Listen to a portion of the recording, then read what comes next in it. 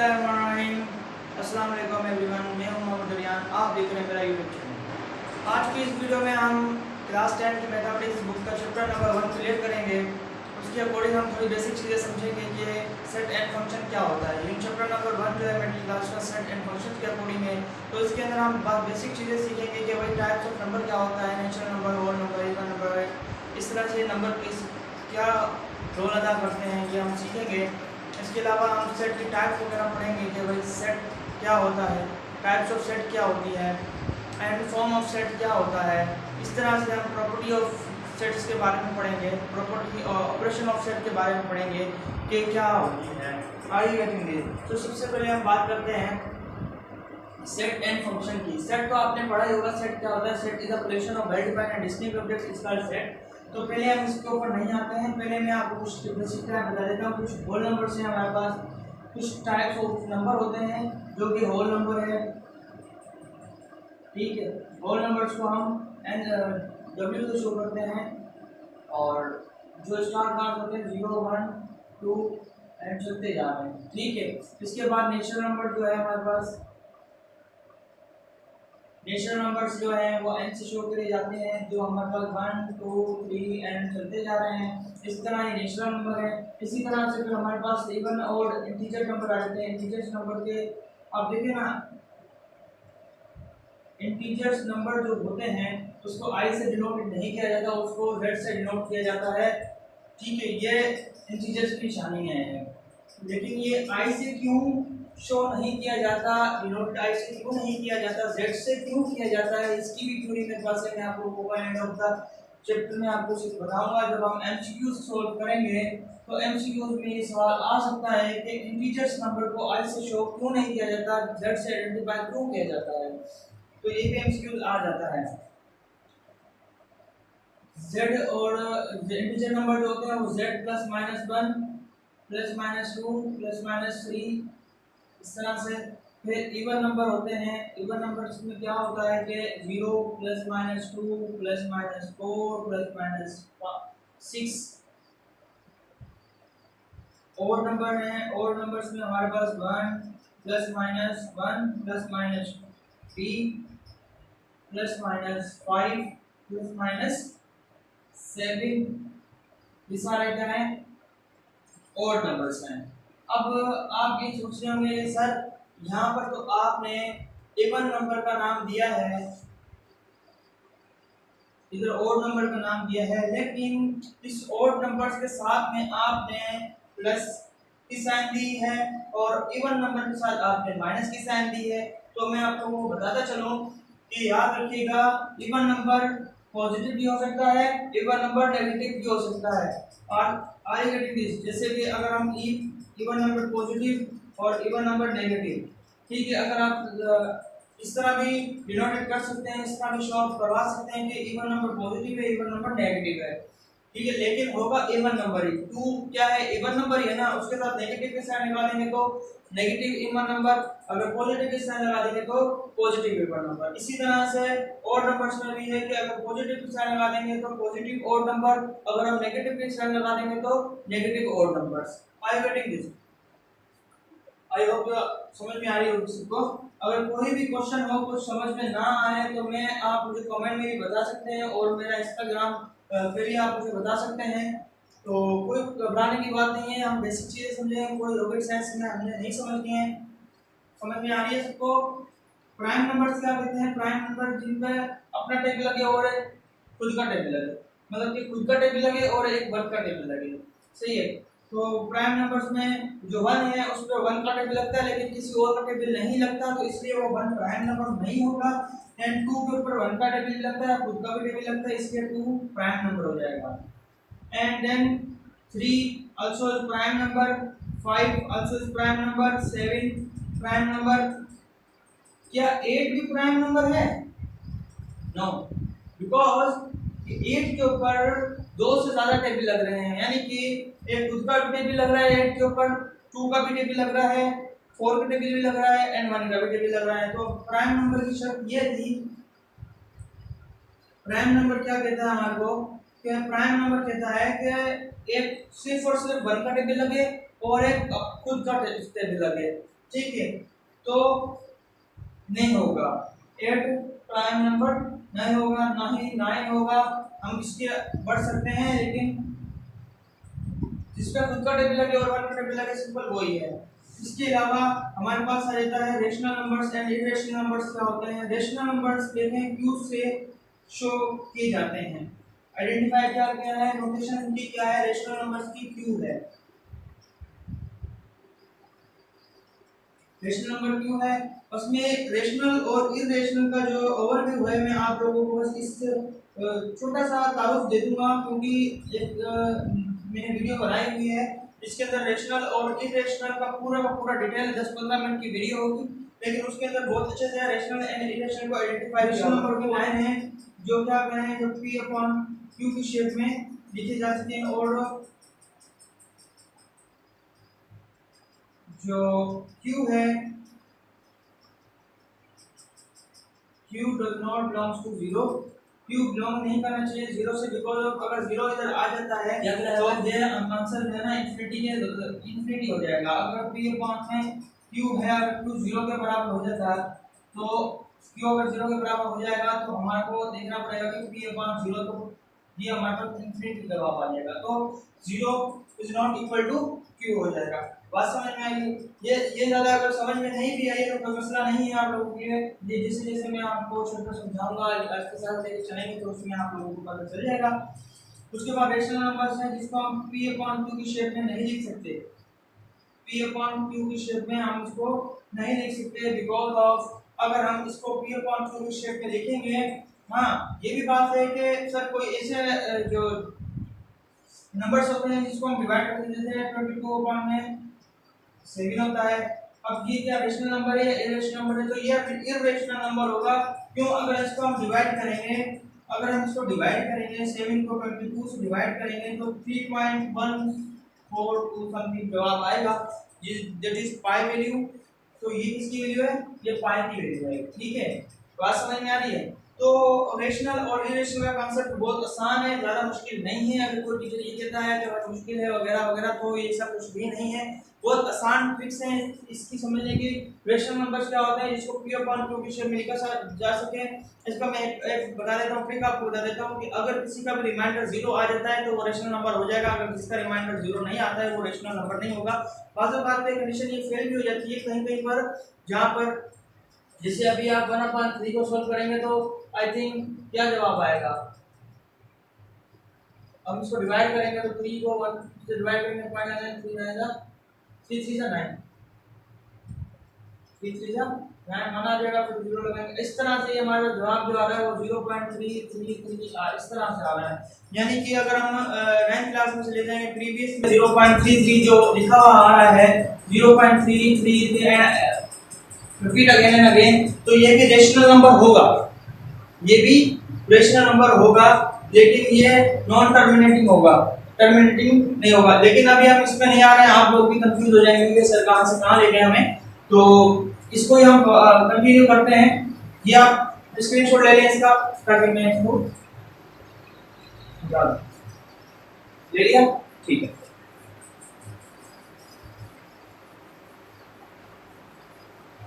अब हम आ जाते हैं सेट के ऊपर। सेट को आपने पढ़ा होगा, set descriptive forms.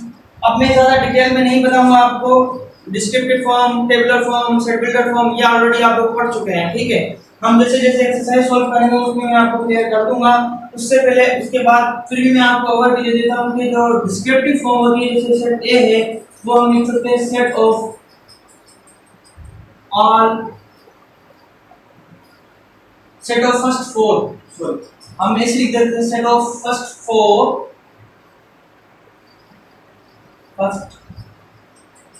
4 prime number, ठीक है। Set of first 4 prime numbers, ये जो स्टेटमेंट लिखी हुई है ये हमने किस में लिखी हुई है? ये हमने डिस्क्रिप्टिव फॉर्म में लिखी हुई है। किस में लिखी है? ये हमने लिखी हुई है डिस्क्रिप्टिव फॉर्म में,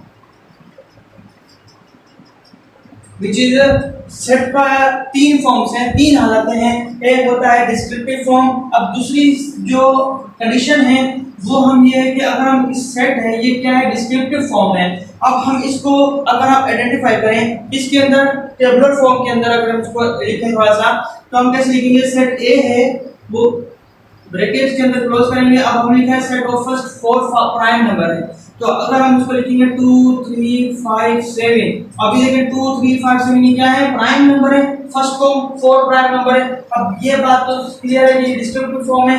अब टेबुलर फॉर्म को हम लिखेंगे तो टेबुलर फॉर्म को इस तरह लिखेंगे, ये टेबुलर फॉर्म करेंगे। बात समझ में आई? ये हमारे पास टेबुलर फॉर्म हो जाएगी। समझ में आई बात क्लियर है? अब हम अगर बात करें सेट बिल्डर फॉर्म की, सेट बिल्डर फॉर्म बहुत आसान है, ज़्यादा मुश्किल नहीं है। लोगों ने इसको बहुत मुश्किल बनाया हुआ है और लेकिन क्या समझते हैं इसको कि ये कोई भला है हमारे सामने, नहीं है, ऐसा नहीं है। मैं कुछ ट्रिक्स दूंगा आपको, कुछ सैंपल्स हम याद रखेंगे इसके अंदर, को बहुत आसान हो जाएगा। तो देखिए हमारे पास एक सब्जेक्ट एक्स, कोई भी आप वेरिएबल यहाँ पुट कर सकते हैं, y सच डेट y। अब ये जो स्लैश का साइन है ये सच डेट की साइन है। किसकी साइन है? सच डेट, ये सच डेट की साइन है। आर्टिकल दिस, इसको हमने ब्रैकेट में बंद किया, सेट ए लगा दिया। सेट ए जो है ये सेट बी लगा देते हैं, कोई बात नहीं। सेट बी कोई भी सेट ले सकते हैं, कोई भी सेट ले सकते हैं। Set B equal to x such that x belongs to, अब ये जो ई का साइन है ये क्या है? बिलोंग्स टू का साइन। किसका? Belongs to. अब हम देख लेते हैं natural numbers, n, n for natural numbers n। फिर उसके बाद हम लगा देंगे n, x subject x belongs to natural number and 5 less than x less than 7। बात समझ में आई? अब आप लोगों ने यहाँ पर कंफ्यूज नहीं होना है कि सर ने दोनों साइड में ये वाली और ये वाली साइड जो है वो दोनों सेम रखी है। बिकॉज ऑफ जब कभी भी आप साइन देंगे तो या तो आप ऐसे दें या फिर आप ऐसे दें। बजाय सर मैं रिकमेंडेशन ये करूंगा कि आप ये दें, क्योंकि देखें अगर आपने ये रीड आउट करें कि क्या कहता है कि x subject x belongs to natural number and 5 less than x। अब क्या है? अब यहाँ पे गौर करिएगा, 5 लेस देन किससे है? x से, यानी कि x से छोटा है 5 एंड x ग्रेटर देन 7। बात समझ में? अगर हम x की तरफ से देखें, x की तरफ से देखें, यानी कि अगर मैं इसे कर दूं 7, ऐसे लिख देता हूं क्योंकि 7 ग्रेटर देन x, ठीक है। 5 छोटा है बड़े x से और x बड़ा है, x छोटा है 7 से। यहाँ पे ये स्टेटमेंट दी जा रही है कि 5 x से बड़ा है, नहीं 5 के बाद क्या आता है? 6 है। 5 के बाद क्या आता है? 6। 5 x से क्या है? x से x बड़ा है किससे? 5 से, और 7 छोटा है बड़ा है किससे? x से। बात समझ में आ रही है? अब यहाँ पे देखें 5 6 और 7 लिखा हुआ है। अब 5 से बड़ा कौन है? 6 है। जिस 6 से हमने नाम दिया हुआ x को, क्योंकि जो हमें वेरिएबल नहीं पता होता तो वो हमें x पता होता है। तो 5 किससे छोटा है? 6 से छोटा है। 7 से छोटा कौन है? 6 से। तो यहाँ पे ये स्टेटमेंट है कि 5 less than x, 5 less than x, यानी कि 5 लेस देन 6, 6 लेस देन 7, ठीक है।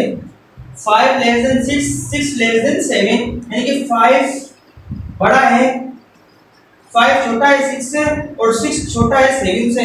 ये बात समझ में आई? 5 छोटा है 6 से, 6 छोटा है 7 से। 5 less then 6, 6 less than 7। I hope ये आप लोगों को बात समझ में आई होगी। और इसको रीड आउट करने का तरीका ये वंस अगेन मैं आपको बताता चलूं कि x subject x belongs to natural number belong and 5 less than x and x 7। 5 less than x less than 7। बात समझ में आई आप लोगों को? ये हमारे पास हो गई, ये तीनों फॉर्म्स हमारे पास हो गए, descriptive, tabular and set builder form. इसका स्क्रीनशॉट ले लिए आप, फिर मैं आप लोगों को आगे लेके चलूंगा। ले लिया है? क्योंकि इस जो लेक्चर है ये वाला हमारा लेक्चर नंबर 1 है, क्योंकि इसमें कुछ बेसिक चीजें आप लोगों को पता होंगी तो आप लोगों को क्वेश्चन आगे सॉल्व करने में आसानी हो जाएगी। अब आप लोगों ने करना क्या है, अगर मैं आपसे कहूं कि भाई सेट की कुछ टाइप्स होती हैं, जैसे कि सेट फाइनाइट सेट होता है, इनफाइनाइट सेट होता है, नल सेट होता है। जैसे कि अगर नल सेट की बात करी जाए तो नल सेट क्या होता है, बिल्कुल एम्प्टी सेट, बिल्कुल खाली सेट जिसके अंदर कोई एलिमेंट्स मौजूद नहीं हो। उससे पहले मैं कुछ एक बेसिक चीज बताना चाहूँ कि अगर मैंने एक सेट लिखा है, सेट ए इक्वल टू ए ई आई और यू, अगर मैंने एक सेट ये लिखा है तो ये जो ए है इसको हम क्या नाम देंगे, सेट ए तो है कैपिटल ए में लिखेंगे हमेशा, लेकिन इसको हम लिखेंगे नोटेशंस में, इसका जो नाम होगा वो नोटेशंस में होगा। और जो ये जो चीजें जो नंबर्स इसके जो एलिमेंट्स मौजूद हैं, मेंबर्स भी कह सकते हैं, एलिमेंट्स भी कह सकते हैं, अगर काउंटिंग है तो नंबर भी कह सकते हैं। तो ये हमारे पास एलिमेंट्स होगा। बातों का काफी बच्चों को ये नहीं पता होता, जो सेट ए है इसको क्या नाम देते हैं, इसको नोटेशंस बोलते हैं, और जो एलिमेंट्स हैं उसको, जो नंबर्स लिखे हुए हैं सेट के अंदर, जो उसको एलिमेंट भी बोलते हैं, मेंबर भी बोलते हैं, उसको नंबर्स भी कह सकते हैं। नल सेट पता चला आपको कि भाई खाली सेट जो होता है वो नल सेट होता है, it have no element in the set, that is called null set. उसके अलावा अगर हम बात करें फाइनाइट सेट की, फाइनाइट सेट क्या होता है, फाइनाइट सेट होता है लिमिटेड नंबर्स, क्या हो, लिमिटेड नंबर्स हो। फाइनाइट सेट के अंदर क्या हो, लिमिटेड नंबर हो, जैसे कि 1 2 3 4, ये सिर्फ लिमिटेड नंबर है, हमें पता है कि भाई ये लिमिट काउंटेबल नंबर्स हैं, लिमिटेड नंबर्स समझो इसको। और इनफाइनाइट नंबर्स क्या होते हैं, अगर मैं इधर इनफाइनाइट नंबर्स लिख दूं तो यहां पर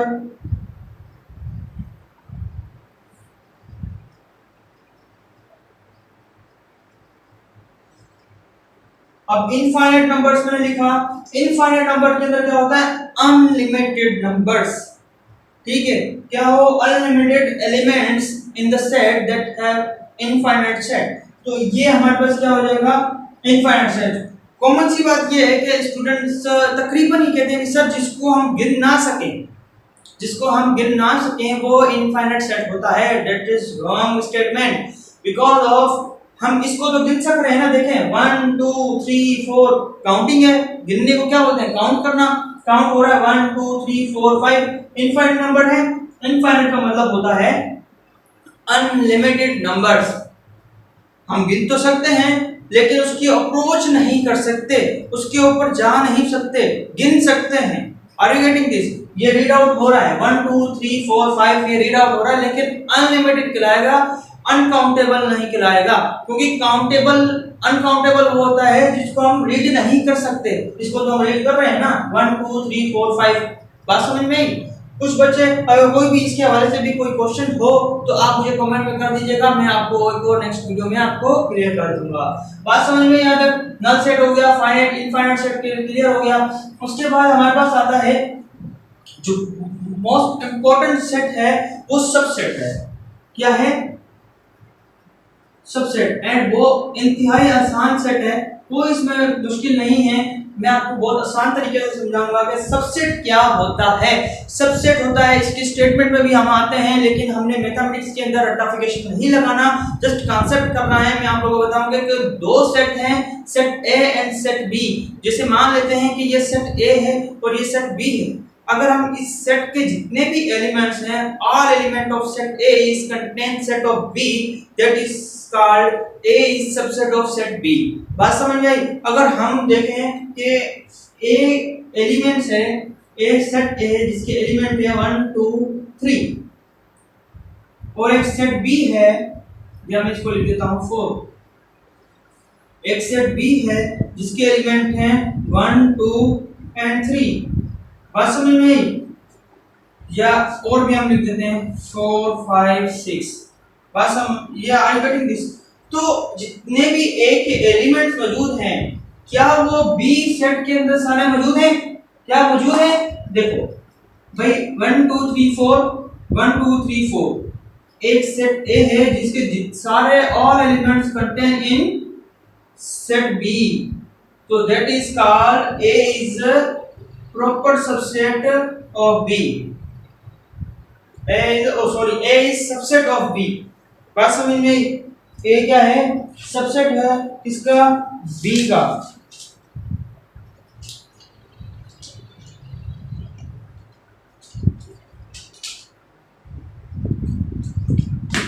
बस ये बात क्लियर हुई यहाँ तक कि ए सबसेट हो गया बी का। ये क्लियर हुआ कि भाई आपसे कोई भी पूछ ले कि सबसेट क्या होता है। सबसेट ये होता है कि किसी भी एक एलिमेंट के एलिमेंट किसी दूसरे सेट के एलिमेंट में हो, यानी कि किसी एक सेट का जो एलिमेंट सारे के सारे कंटेन करें किसी दूसरे सेट में, तो वो क्या कहलाता है कि वो एक सेट का दूसरे सेट का क्या कहलाएगा? सबसेट कहलाएगा। तो यहाँ पर देखें कि एक सेट ए है जिसके सारे एलिमेंट क्या हैं? बी के अंदर लाई कर रहे हैं, 1 2 3 4 है, तो ए सबसेट हो जाएगा बी का। और इसके अलावा एक और हमारे पास आता है सेट, सुपर सेट। बहुत आसान है ये भी सुपर सेट, सिंपल सा बात है, सबसेट का उलट कर दें वो सुपर सेट हो जाएगा। कैसे कि हमने देखा, यही एग्जांपल मैं आपको दे रहा चलूं, यहाँ पे एग्जांपल देख लें कि ये बी सेट है, 1 2 3 4 5 6 है, इसके अंदर ज्यादा नंबर्स हैं, ए है, ए सबसेट है बी का। लेकिन हम ये करेंगे कि अगर ए सबसेट होगा बी का तो बी सुपर सेट हो जाएगा ए का। क्यों? क्योंकि बी के ज्यादा नंबर्स हैं बी के, क्योंकि बी में जितने भी नंबर्स हैं वो सारे के सारे ए के पास मौजूद हैं, लेकिन बी के पास ज्यादा नंबर है, तो ये इसलिए हो जाएगा सुपर सेट। बात समझ में आई? तो हम इसको ऐसे लिख देंगे कि बी सुपर सेट ऑफ ए। ठीक है, आर यू गेटिंग दिस? बात समझ में आई? ये हमारे पास क्लियर हो गया। इसके अलावा ये आपने नोट डाउन कर लिया होगा, ठीक है। उसके बाद हमारे पास इक्वल सेट है, आपको पता होगा इक्वल सेट। इक्वल सेट क्या होता है? इक्विवेलेंट सेट क्या होता है?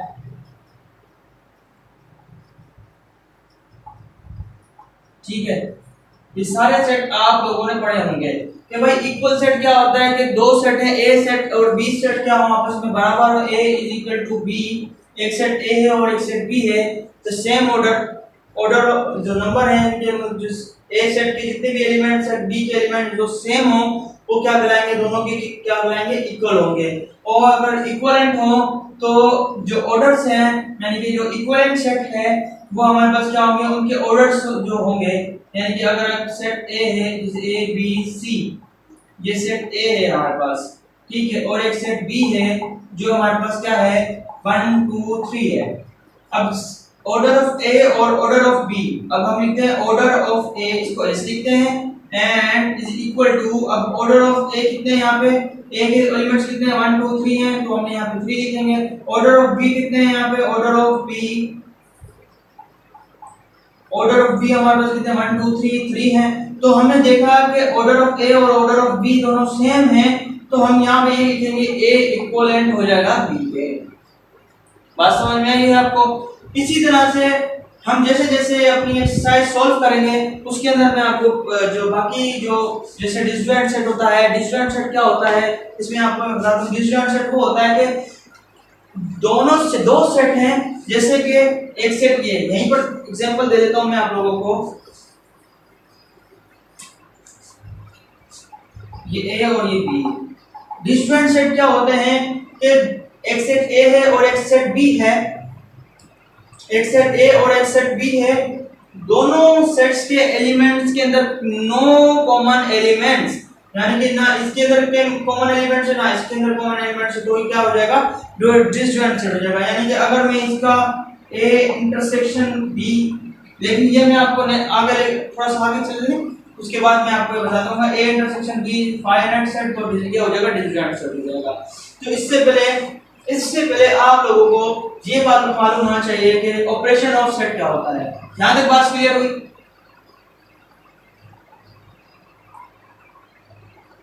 ऑपरेशन ऑन सेट क्या होते हैं? ऑपरेशन ऑन सेट के बारे में किस किस को पता है?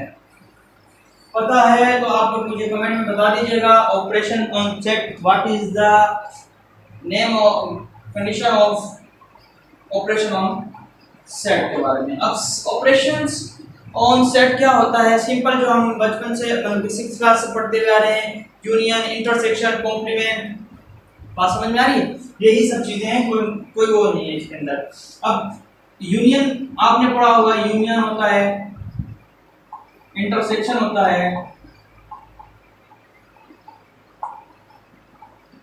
कॉम्प्लीमेंट होता है, डिफरेंस, कॉम्प्लीमेंट, बात समझ में आ रही है? साइमेट्रिक डिफरेंस भी कह देते हैं, साइमेट्रिक डिफरेंस भी आप अगर आ जाए साइमेट्रिक पर,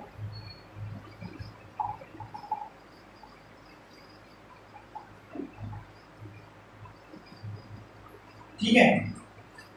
अब union, intersection, difference, complement, symmetric, universe, difference, अब ये सारी चीजें आप लोगों ने पढ़ी है, फिर भी मैं आप लोगों को बता देता चलूं कि यूनियन के अंदर क्या होता है। यूनियन के अंदर कोई भी एक सेट ए है, ठीक है, जो हमारा 1 2 3 4 5, और एक सेट बी है जिसके हमारे पास है 6 7 8 9 और 10। बात समझ में आई? ये हमारे पास एक सेट ए है, ये हमारे पास सेट बी है। अब हमने अगर ए यूनियन बी मालूम करना है, जैसे अगर हम ए यूनियन बी मालूम करते हैं, ए यूनियन बी इंटरसेक्ट करें, यूनियन को देख लेते हैं, यूनियन क्या है, ए यूनियन बी अगर मालूम करेंगे तो पहले ए के एलिमेंट्स लिखेंगे 1 2 3 4 5, उसके बाद यूनियन का साइन दे देंगे। बी हमारे पास क्या है, बी के एलिमेंट जितने भी होंगे वो सारे लिखेंगे, ऐसे लिखा हमने। उसके बाद हमें यूनियंस के अंदर क्या करना है, यूनियन आपको लग से ही समझ में आ रहा होगा कि यूनियन के अंदर हम तरतीब देते हैं, तो इस should answer should be 1 2 3 up to 10। बात समझ में आई? यहाँ पर 1 2 3 तरतीब देना है, पहले सेट ए के एलिमेंट लिखते हैं, फिर सेट बी के एलिमेंट लिखते हैं, तरतीब वाइज लिखने हैं। तो यहाँ पर देते हैं 1 2 3 4 5 6 7 8 9 10, तो ये ए यूनियन बी हो जाएगा। इसी तरह से इंटरसेक्शन का, जब देखिए मैं इसमें आपको क्लियर नहीं ये बता नहीं रहा हूँ कि भाई ये बार-बार मैं आपको सॉल्व नहीं कर पाऊंगा, क्योंकि आप मैट्रिक क्लास में आ चुके हैं, इससे पहले आपने ये यूनियन इंटरसेक्शन ऑलरेडी पढ़ चुका है 8th क्लास में आई थिंक, ठीक है, तो आप लोगों को बहुत अच्छे से आता होगा। ये बात समझ में आई आप लोगों को? अगर इंटरसेक्शन की बात की जाए तो इंटरसेक्शन के अंदर हम क्या करते हैं, इंटरसेक्शन के अंदर सिंपल सी बात है, ये हम इसको हटा देते हैं। फिर भी मैं आपको एक बात बता देता हूँ कि इंटरसेक्शन मालूम करने का साइन ये है, इंटरसेक्शन की साइन ये होती है, ठीक है। अब इंटरसेक्शन के अंदर दोनों सेट्स के एलिमेंट जो हैं, मान लो कि यहाँ पर 5 होता और यहाँ पर 4 5 6, अब ये 4 को छोड़ दें आप, 5 6 8 10, ठीक है। ये एक सेट ए और एक सेट बी है, ये मैंने एग्जांपल लिया अपनी तरफ से, क्योंकि अब देखिए यहाँ पर जो इंटरसेक्शन में हम ये करते हैं कि दोनों सेट के जितने भी एलिमेंट सेम होंगे वो हम एक साथ लिखेंगे। जैसे अगर यहाँ पर 4 है, यहाँ पे भी 4 है तो 4, यहाँ पे 5 है तो यहाँ पे भी 5, बस। इसके अलावा 6 यहाँ पर है, यहाँ पे नहीं, 8 यहाँ पर है, यहाँ पे नहीं, 10 यहाँ पर है, यहाँ पे नहीं, 1 2 3 यहाँ पर है, यहाँ पर नहीं है, तो हमने 4 और 5 क्या कर देंगे, ए इंटरसेक्शन बी कर देंगे, ये आपका जवाब हो जाएगा, ये इंटरसेक्शन हो जाएगा। बात समझ में आई? अब डिफरेंस मालूम करने के लिए आपने क्या करना है, पहले यूनिवर्सल सेट को, आपको यूनिवर्सल सेट का पता होना चाहिए। यूनिवर्सल सेट क्या होता है, यूनिवर्सल सेट हमारे पास सबका सेट होता है, सबसे बड़े में बड़ा जो सेट होता है वो यूनिवर्सल सेट कहलाता है। यानी कि यूनिवर्सल सेट से आप ये भी मालूम कर सकते हैं यूनिवर्स, ठीक है, ये जो दुनिया है ये यूनिवर्स है हमारी, तो इस वजह से होल यूनिवर्स जो है पूरे के पूरी दुनिया जो हम यहाँ पर रह रहे हैं वो यूनिवर्स के अंदर ही लाई करते हैं, तो इसी वजह से जो सारे के सारे जितने भी सेट हैं, set A set be all set is contain in universal set. तो यूनिवर्सल सेट सबसे बड़ा सेट होता है, जैसे कि अगर यूनिवर्सल को या कैपिटल यू से शो करते हैं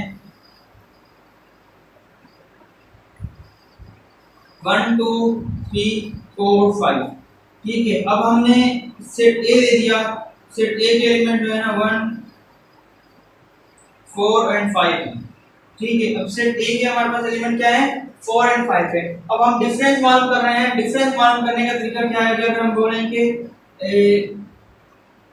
u difference a, u difference A मालूम करो। क्या मालूम करो? u डिफरेंस ए, माइनस का साइन है, इसको माइनस का साइन नहीं कहेंगे, इसको बोलेंगे डिफरेंस का साइन, यानी कि एक चीज में से दूसरी चीज निकालना। माइनस होता है, हम वैसे बेसिक में माइनस करते हैं, तो यहाँ पर हम करेंगे u डिफरेंस ए। तो यहाँ पर क्या हो जाएगा, यूनिवर्सल सेट कितने हैं 1 2 3 4 5, 1 2 3 4 5 लिख देंगे, डिफरेंस का साइन, फिर ए सेट होते हैं 4 एंड 5। डिफरेंस के अंदर हम क्या करते हैं, जो सेम एलिमेंट्स होते हैं उनको हम कट कर देते हैं, बाकी जो फर्स्ट सेट के अंदर बचते हैं वही सिर्फ हम लिखते हैं। ये हमारे पास u डिफरेंस ए हो जाएगा। बात समझ में आ रही है? इसी तरह से कॉम्प्लीमेंट की साइन, अगर कॉम्प्लीमेंट की बात की जाए, कॉम्प्लीमेंट के अंदर भी यही चीज होती है। क्या है कॉम्प्लीमेंट? अगर हम देखें, देखिए ये चीज हमारी सारी हो गई, ये सारी चीज, ये भी यूनियन, इंटरसेक्शन, डिफरेंस। अब कॉम्प्लीमेंट की बारी।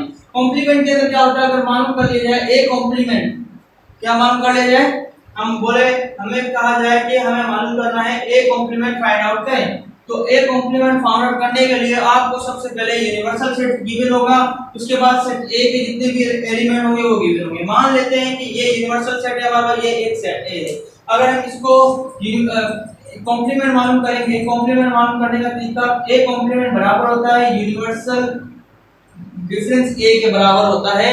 ये बात आप याद रखिएगा, ये क्वेश्चन अलग है, ये क्वेश्चन अलग है। A complement is equal to U difference A बराबर होता है इसके। अब हमने सिंपल जैसे यू डिफरेंस ए मालूम किया है, अब यू डिफरेंस हमने मालूम करने का तरीका बताया था आपको कि भाई 4 5 4 5, चलो गया यू डिफरेंस ए, यानी कि हमने यू डिफरेंस ए मालूम करना है यहाँ पर।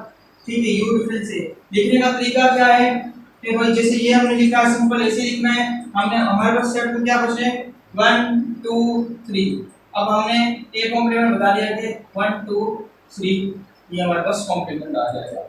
बात समझ में आई? यहाँ तक क्लियर है? कोई प्रॉब्लम तो नहीं है? स्क्रीनशॉट ले लें इसका।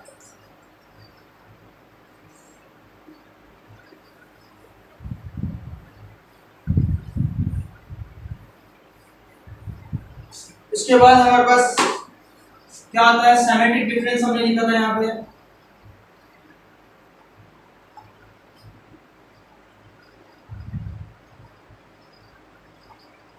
अब जो कुछ इस वीडियो के अंदर रह जाएगा तो वो ड्यूरिंग द लेक्चर हम जब चैप्टर्स करेंगे तो उसके दौरान भी मैं आपको समझा दूंगा कि जो जो चीजें इसमें मिस हो गई हैं तो वो नेक्स्ट वीडियो के अंदर मैं इंक्लूड कर दूंगा। टेंशन लेने की जरूरत नहीं है, अगर आप इस वीडियो में आ चुके हैं तो आपने घबराना नहीं है। कोई भी प्रॉब्लम होती है तो मैं डिस्क्रिप्शन में नंबर ऐड कर दूंगा, तो आप मुझे भी व्हाट्सएप कर सकते हैं और इंस्टा पे आप मुझे मैसेज कर सकते हैं, कोई प्रॉब्लम नहीं है, मैं आपको क्वेरी वगैरह सुन लूंगा। सेमेट्रिक डिफरेंस का सिंबल जो होता है वो ये वाला होता है, डेल्टा।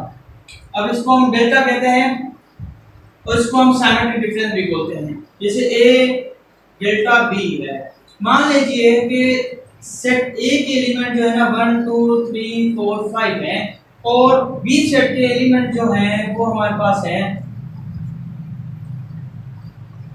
3 4 5 6, ठीक है 6 है। अब डिफरेंस, जिस तरह हम डिफरेंस करते थे, याद आया डिफरेंस करने, इस चीज से पहले हमने डिफरेंस किया था। डिफरेंस करने से पहले डिफरेंस जो हम करते थे कि वो सेट ए के और सेट बी के एलिमेंट्स को काट करते थे, तो सिंपल सिमेट्रिक डिफरेंस में से भी ऐसे होगा कि भाई 3 कट गया, 3 से कैंसिल, 4 से कैंसिल, 5 से कैंसिल। बात समझ में आई?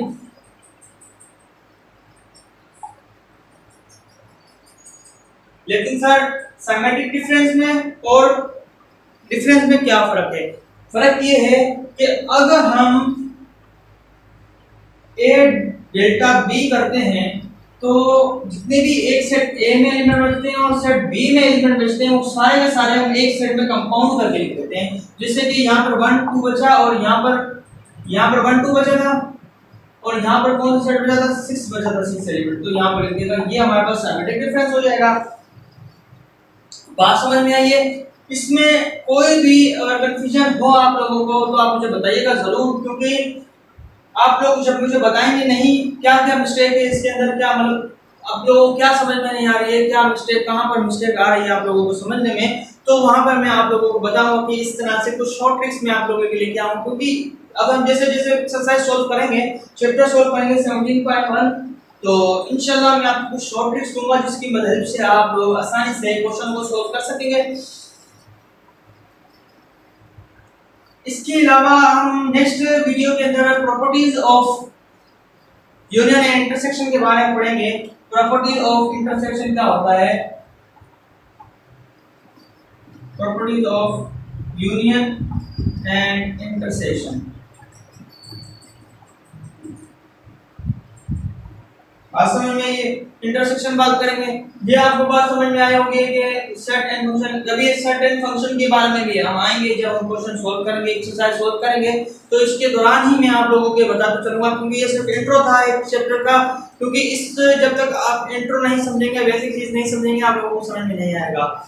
उम्मीद है कि आप लोगों को ये लेक्चर समझ में आया होगा। अगर आप हमारे चैनल पर न्यू हैं तो आप हमारे चैनल को सब्सक्राइब कर लीजिएगा और बेल आइकन पर भी क्लिक कर लीजिएगा। ज़्यादा से ज़्यादा शेयर करें ताकि हर आने वाली वीडियो आप लोग तक पहुंच जाए।